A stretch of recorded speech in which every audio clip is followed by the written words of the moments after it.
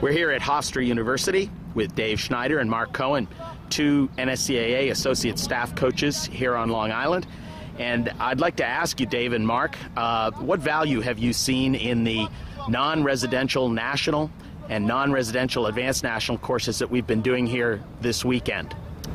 The courses have been real vital to trying to bring some of the coaching education to the forefront here on Long Island, where we have a very strong history of strong players and parent and coaching involvement.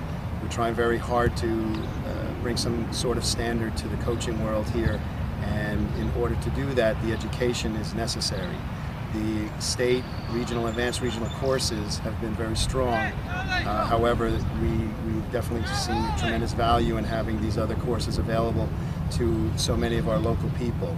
In the end, many of these locals have embraced coaching education thoroughly, but have made it very clear that they have limited opportunities to go on to such a high-level coaching courses, and are simply unavailable to do things that require you to do the residential courses.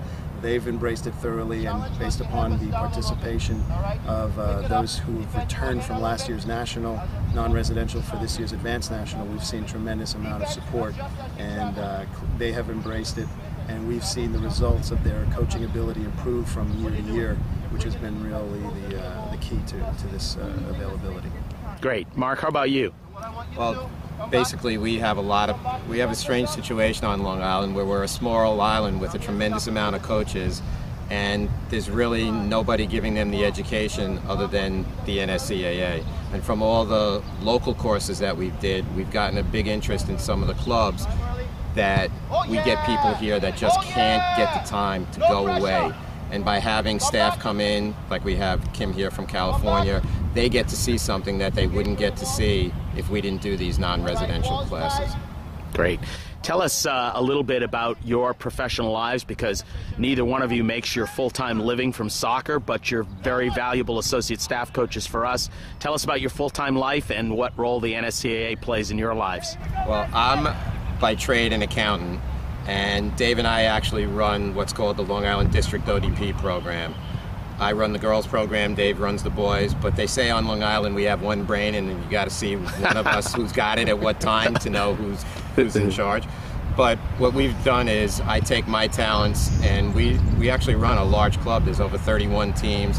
We do the budgeting, we do the procuring of equipment, we hire the staff, and we have above us Gary Book, who's the technical director for our whole league, who helps us form the curriculum of what we're going to teach our coaches, which we obviously pull from the NSCAA. But it's been a major part of my life. I played soccer in junior high school, after college. I can't even imagine it's changed my life, and actually my family's whole life. My children are both coaches, and one of them has already come through the national course, so it's been a big part of my life. Fantastic. Dave, share with us a little bit about your story. I was fortunate to have played in college for Tim Shum. I am his last graduating class before his retirement from Binghamton University. I was fortunate enough to play at every level here in the U.S., got a sniff at the national scene years ago, and moved into coaching a little bit later as the dream of making a life as a professional soccer player started to wane as my age didn't match up very well prior to MLS. Needless to say, the coaching became very rewarding for me, and got involved in our local ODP early on. Was asked to move into the position of director of coaching, and along with Mark, and so we've had a very nice time here trying to develop coaching on Long Island. On the side, as I say, to supplement my soccer career, I am an assistant principal here in a middle school of 1,000 students, and I felt that my coaching abilities always made me a better teacher, and I know that the teaching hopefully made me a better coach. And trying to bring the educational model to our program, getting involved with the NSCAA was not only something that I had hoped for a long time as an opportunity, but it became the value of understanding that the content of soccer only takes you so far, and the understanding of teaching methodology is what really is the course has become all about, because again we have so many talented players and people who have been involved in the game here on the island, but the ability to get that instruction across to the players itself has been lacking.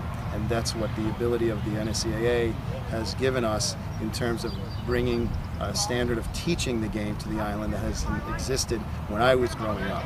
I'm the product of an Argentinian immigrant for a father who taught me the game, and being that he himself was a teacher, it gave me a greater appreciation of the need for the organizations such as the NCAA to come in and be able to impact what we have. As a school administrator, I see the impact I can have on my teaching staff in helping them develop their craft as teachers, and the impact that has on the kids, and that's what I feel has been very important in becoming an associate staff member in order to impact those that touch the lives of the kids here on Long Island. Well, you two are the lifeblood of our organization. You're very representative of our associate staff coaches around the country, so thank you very much for what you both do for us.